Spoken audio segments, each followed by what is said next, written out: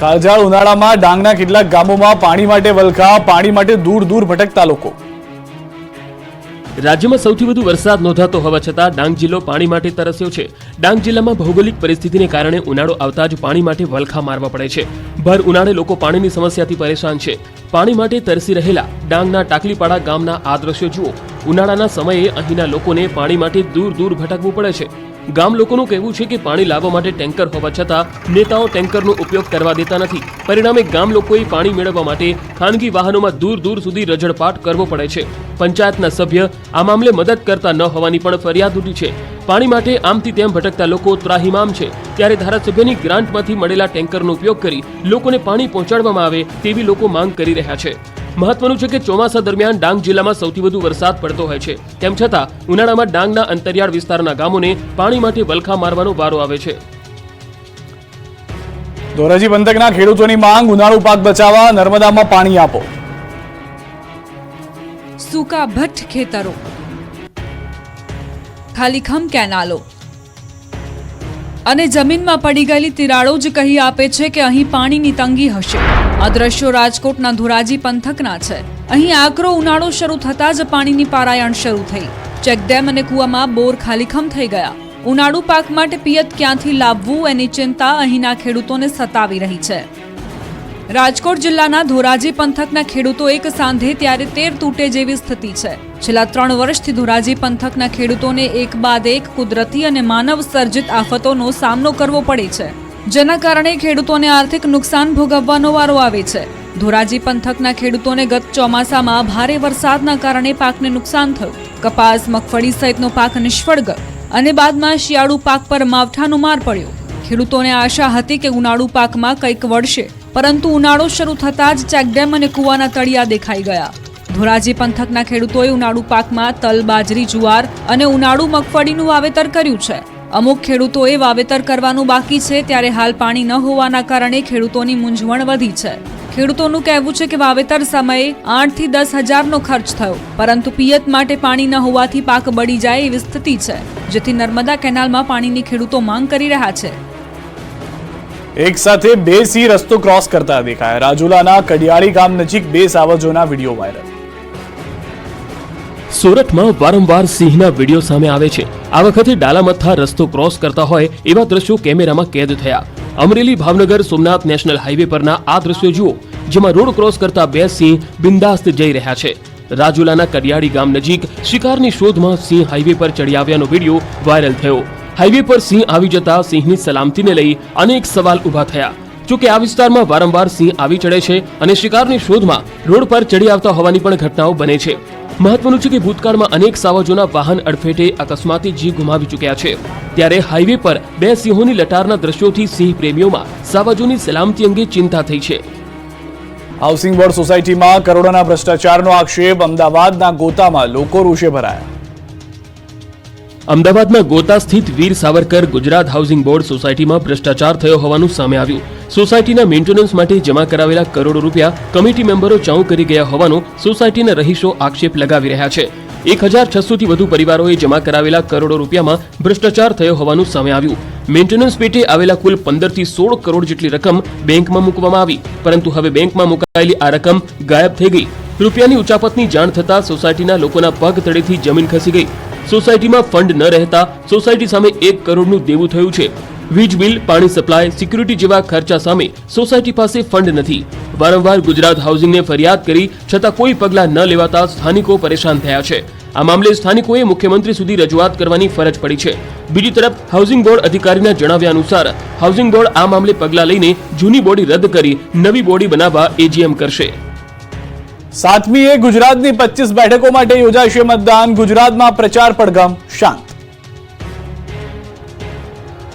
ગુજરાતમાં પ્રચાર પડઘમ શાંત થયા છે. હવે ગુજરાતમાં મંગળવારે 25 બેઠકો પર મતદાન યોજાશે. 7મી તારીખે સવારે 7 વાગ્યાથી સાંજે 6 વાગ્યા સુધી મતદાન યોજાશે. 7 મે 12 રાજ્યની 93 બેઠક પર મતદાન થશે. ગુજરાતની લોકસભાની 25 બેઠકો અને વિધાનસભાની 5 બેઠકો પર પણ પેટા ચૂંટણી યોજાશે.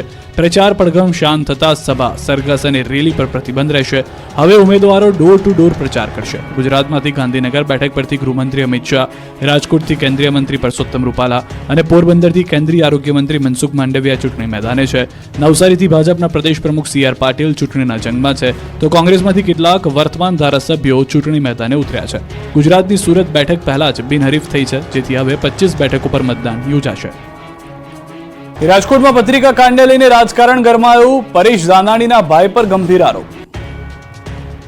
રાજકોટમાં લેવા પાટીદારની વાયરલ થયેલી પત્રિકા મામલે ગંભીર દાવો કરાઈ રહ્યો છે. પત્રિકા કાંડમાં કોંગ્રેસના ઉમેદવાર પરેશ ધાનાણીના ભાઈ શરદ ધાનાણીનું નામ ઉછળતા ખળભળાટ મચી ગયો. ક્રાઇમ બ્રાન્ચે શરદ ધાનાણી અંગે પૂછપરછ શરૂ થયાની ચર્ચાએ વેગ પકડ્યો છે. 2 દિવસ પહેલા રાજકોટમાં એક પત્રિકા વાયરલ થઈ હતી, જેમાં ભાજપે લેવા પાટીદારો સાથે અન્યાય કરીને કડવા પાટીદારને વધુ લાભ આપ્યાનો દાવો કરાયો હતો. લેવા પાટીદારોને સતત ટાર્ગેટ કરાયાનો પણ આરોપ પત્રિકામાં હતો. આ મામલે કોંગ્રેસ કાર્યકર 4 પાટીદાર યુવકોની ધરપકડ કરવામાં આવી હતી. કોર્ટમાં પણ રજૂ કરાયા અને બાદમાં તેઓને છોડી મુકાયા હતા. આ મામલે પરેશ ધાનાણીના ભાઈનું નામ ચર્ચામાં આવતા ભાજપે આકરા પ્રહાર કર્યા. કોંગ્રેસ પર ગંભીર આરોપ લગાવ્યા, જેના પર કોંગ્રેસે પણ પલટવાર સાથે સ્પષ્ટતા આપવી પડી હતી. મતદાન અગાઉ બનાસકાંઠા કોંગ્રેસમાં ભંગાણ થયું તો રાજકોટ મહાનગરપાલિકાનો એક વોર્ડ કોંગ્રેસ મુક્ત બન્યો. મતદાનના દિવસ પહેલા રાજકોટમાં ફરી એકવાર કોંગ્રેસમાં ગાબડું પડ્યું. રાજકોટ મહાનગરપાલિકાનો વોર્ડ નંબર 3 કોંગ્રેસ મુક્ત બન્યો છે. કોંગ્રેસમાં જે સ્થાનિક નેતાઓ બૂથની કામગીરી સંભાળતા હતા, તેઓ તમામ ભાજપમાં જોડાઈ ગયા છે. રાજકોટ શહેર કોંગ્રેસના પૂર્વ મહામંત્રી અને કોંગ્રેસ પક્ષમાંથી કોર્પોરેશનની ચૂંટણી લડી ચૂકેલા દાનાભાઈ હુંબલ સહિત લગભગ કોંગ્રેસના ક્ષત્રિય, બ્રાહ્મણ, કોળી અને આહિર સમાજના 100 જેટલા કોંગ્રેસના કાર્યકર્તાઓએ પરસોત્તમ રૂપાલાની હાજરીમાં કેસરીયો ખેસ ધારણ કર્યો. પરસોત્તમ રૂપાલા ઉપરાંત ભરત બોઘરા અને શહેર ભાજપ પ્રમુખ મુકેશ દોશીએ તમામ લોકોનું સ્વાગત કર્યું હતું. આ તરફ બનાસકાંઠા કોંગ્રેસમાં પણ ભંગાણ થયું. યુથ કોંગ્રેસ મંત્રી અને બનાસકાંઠા જિલ્લા ઉપપ્રમુખ દિલાવરસિંહ વાઘેલા ભાજપમાં ભળી ગયા. થરાદના પૂર્વ MLA ગુલાબસિંહ રાજપૂતના અંગત ગણાતા દિલાવરસિંહ વાઘેલા ભાજપમાં જોડાઈ ગયા. 2021માં થરાદના પૂર્વ ધારાસભ્યની સાથે 7 દિવસ ભૂખ હડતાળ પર સાથ આપનાર સાથી દિલાવરસિંહ વાઘેલા કોંગ્રેસમાંથી રાજીનામું આપતા બનાસકાંઠા કોંગ્રેસમાં સોપો પડી ગયો. NSYના પ્રદેશ મંત્રી નરેન્દ્રસિંહ ચૌહાણે પણ કેસરિયા કર્યા. બનાસકાંઠા સાંસદ પરબતભાઈ પટેલના હાથે કેસરિયા કરી ભાજપમાં જોડાયા. વધુને વધુ મતદાન થાય એ માટે રન ફોર વોટનું આયોજન. અમદાવાદ સહિત શહેરમાં લોકોએ મતદાન જાગૃતિ માટે દોડ લગાવી. ગુજરાતમાં મતદાનને ફક્ત ગણતરીના કલાકો જ બાકી છે, ત્યારે લોકો અચૂક મતદાન કરે તે માટે વહીવટી તંત્ર પણ પ્રયાસ કરી રહ્યું છે. અમદાવાદમાં રિવરફ્રન્ટ પર મતદાન જાગૃતિ માટે રન ફોર વોટનું આયોજન કરવામાં આવ્યું, જેમાં મોટી સંખ્યામાં લોકો જોડાયા. લોકશાહીના આ મહાપર્વમાં લોકો અચૂક મતદાન કરશે તે માટે અમદાવાદ વહીવટી તંત્ર છેલ્લા 15 દિવસથી જુદી જુદી રીતે જાગૃતિના પ્રયાસો કરી રહ્યું છે, જેમાં અગાઉ drone show, painting, group awareness સહિતના કાર્યક્રમો યોજાયા હતા. માત્ર અમદાવાદ જ નહીં, રાજ્યના અન્ય વિસ્તારોમાં પણ રન ફોર વોટનું આયોજન કરાયું. લોકશાહીના મહાપર્વમાં જંગી મતદાન થાય તે માટે રાજ્યના અલગ અલગ શહેરોમાં રન ફોર વોટની થીમ પર લોકોએ દોડ લગાવી. રાજ્યમાં વલસાડ, સુરેન્દ્રનગર, વડોદરા, અરવલ્લીમાં રન ફોર વોટનું આયોજન કરવામાં આવ્યું. રન ફોર વોટમાં યુવાનો સહિત નાગરિકો જોડાઈને મતદાન જાગૃતિ અભિયાનના નારા લગાવ્યા હતા.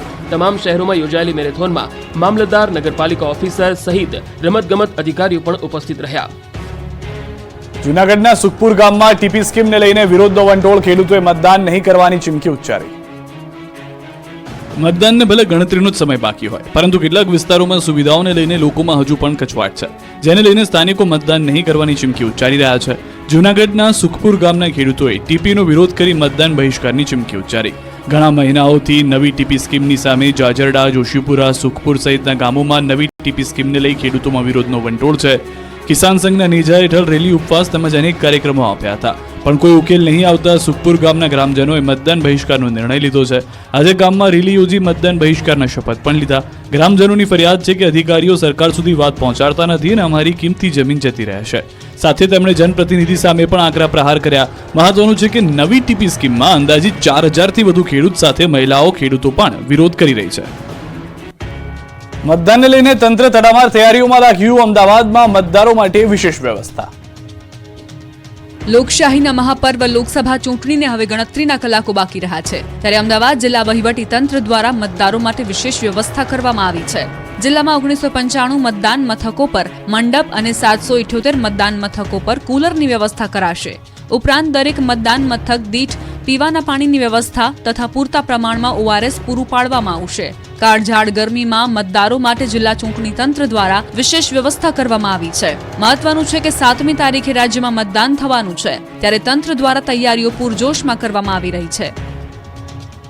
આ તરફ અમદાવાદમાં પોલીસ શાંતિપૂર્ણ ચૂંટણી પ્રક્રિયા યોજાય એ માટે ચૂંટણી બૂથ વિસ્તારમાં પણ સુરક્ષા વ્યવસ્થા ચુસ્ત કરવામાં આવી છે. અમદાવાદ પોલીસ દ્વારા સુરક્ષા વ્યવસ્થાને લઈ વિશેષ તૈયારીઓ કરાઈ હતી. અમદાવાદમાં 4132 જેટલા બૂથ આવેલા છે, જેમાંથી 931 બૂથ ક્રિટિકલ અને 3201 બૂથ સામાન્ય છે. ચૂંટણી પહેલા સરહદો પર સઘન ચેકિંગ, આંતરરાજ્ય બોર્ડર ઉપર પોલીસ એલર્ટ થઈ. રાજ્યમાં લોકસભાની ચૂંટણી નજીક છે, ત્યારે ગુજરાતમાં કોઈ પણ ગેરકાયદે વસ્તુની ઘૂસણખોરી ન થાય તેના માટે આંતરરાજ્ય બોર્ડરો પર પોલીસ એલર્ટ થઈ છે. દાહોદ પોલીસે રાજસ્થાન અને મધ્યપ્રદેશની બોર્ડર ઉપર રાઉન્ડ ધી ક્લોક ચેકિંગ હાથ ધર્યું. બોર્ડર ઉપર એસએસટી, એફએસટી, પીએસઆઈ સહિતના કર્મીઓ સીસીટીવી સહિતની ટેકનોલોજીનો ઉપયોગ કરી બોર્ડરથી પ્રવેશ કરતા અટકાવી રહ્યા છે. આપને જણાવી દઈએ કે દાહોદ જિલ્લાની અંતરિયાળ 19 જેટલી ચેકપોસ્ટ ઊભી કરવામાં આવી છે. 26 બેઠકો ઉપર લોકસભાની ચૂંટણી યોજાનારી છે. દાહોદ જિલ્લો રાજસ્થાન અને મધ્યપ્રદેશને અડીને આવેલો હોવાથી આ બોર્ડર ઉપરથી દારૂ તેમજ અન્ય કેફી પદાર્થોની અવરજવરની આશંકા હોય છે. અનેકવાર આ બોર્ડર પરથી કરોડો રૂપિયાનો દારૂ અને હથિયાર પકડાયા છે. ચૂંટણીના સમય દરમિયાન સરહદ પરથી નશીલા પદાર્થો સાથે રાજ્યમાં ન પ્રવેશે તેના માટે રાઉન્ડ ધી ક્લોક બંદોબસ્ત ગોઠવીને વાહન ચેકિંગ હાથ ધરવામાં આવી રહ્યું છે. પોરબંદર ભાજપના ઉમેદવાર મનસુખ માંડવિયા પૌરાણિક મંદિર પહોંચ્યા, જે તેઓએ 52 ગજની ધજા ચડાવી.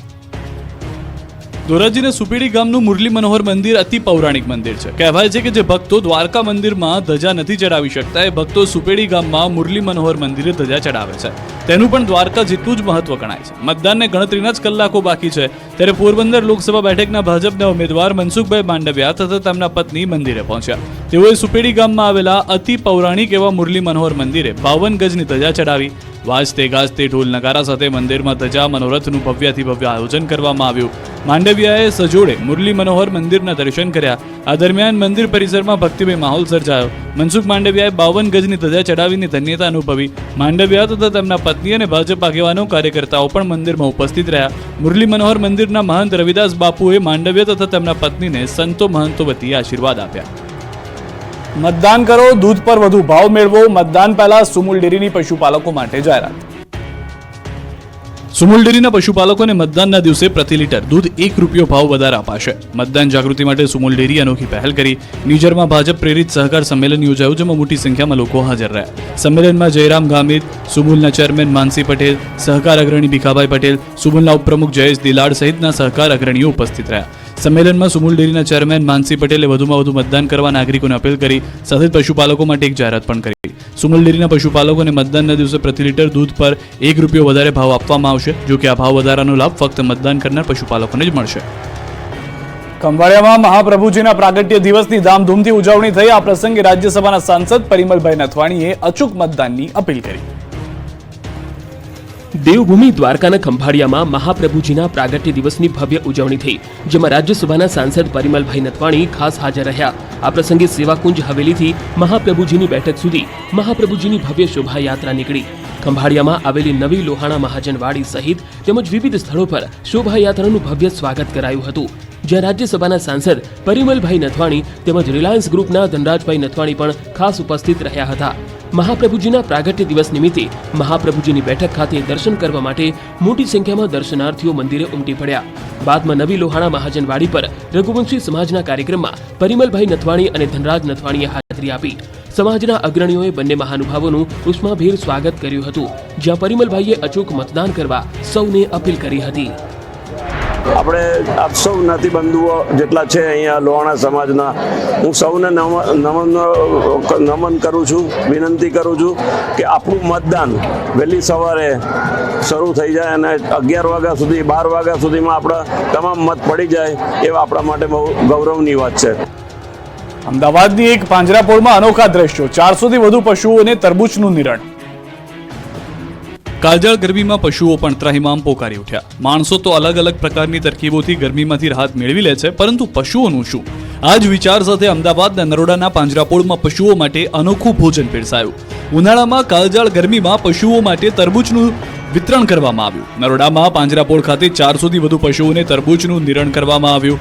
ઉનાળાની કાળઝાળ ગરમીથી ગાયોને ઠંડક મળે તે હેતુથી કેરી, તરબૂચ અને ટીટીનું સમયાંતરે નિરણ કરવામાં આવે છે.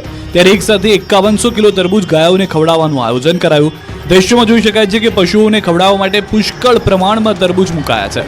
બીજી તરફ ગાયોના ધણને છૂટું મૂકતા 400 થી વધુ ગાયોએ તરબૂચ ખાવા માટે દોડ મૂકી. ભીષણ ગરમીથી રાહત મેળવવા ગાયોના ધણ છૂટવાના આ દ્રશ્યો જુઓ. દ્રશ્યો પરથી જ અંદાજ લગાવી શકાય કે ગરમીમાં ઠંડક માટે પશુઓ કેટલા ઉતાવળા બન્યા છે.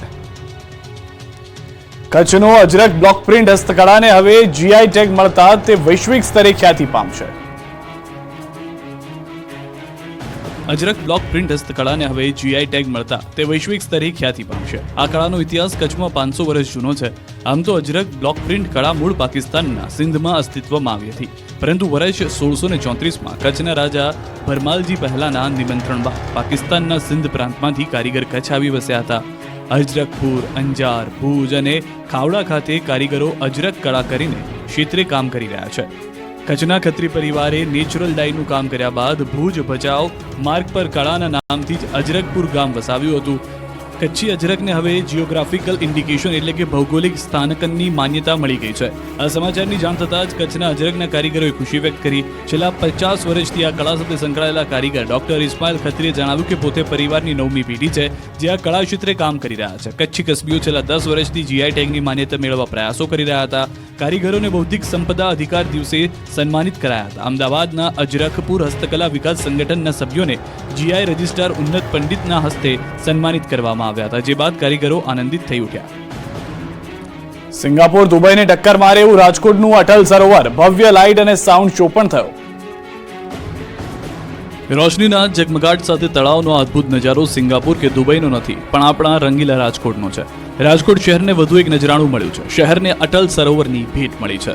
136 કરોડના ખર્ચે નિર્માણ પામેલા અટલ સરોવરને રંગે ચંગે જનતા માટે ખુલ્લો મૂકવામાં આવ્યું. ભવ્ય લાઇટ અને સાઉન્ડ શો સાથે અટલ સરોવરનું ઉદ્ઘાટન કરાયું. મ્યુઝિક, ડાન્સ અને અવનવા કરતબો કરવામાં આવ્યા. પ્રથમ દિવસે જ મોટી સંખ્યામાં શહેરીજનોએ અટલ સરોવરની મુલાકાત લીધી અને સરોવરની સુંદરતા અને ભવ્યતા જોઈ ખુશી વ્યક્ત કરી. 136 કરોડના ખર્ચે બનેલું અટલ સરોવર 2,93,457 ચોરસ કિલોમીટર વિસ્તારમાં ફેલાયેલું છે. સરોવરની વચ્ચે વિશાળ તિરંગો મૂકવામાં આવ્યો છે. અટલ સરોવરની ફરતે landscape garden, botanical garden, botanical clock, boating, laser show, cycle track, walkway, parking સહિતની સુવિધા છે. આ સરોવરમાં પ્રવેશ માટે મોટી વયના લોકો માટે 25 રૂપિયા ફી રાખવામાં આવી છે, જ્યારે બાળકો માટે 10 રૂપિયા ટિકિટ રખાઈ છે. આગામી દિવસોમાં નવી રાઇડ્સ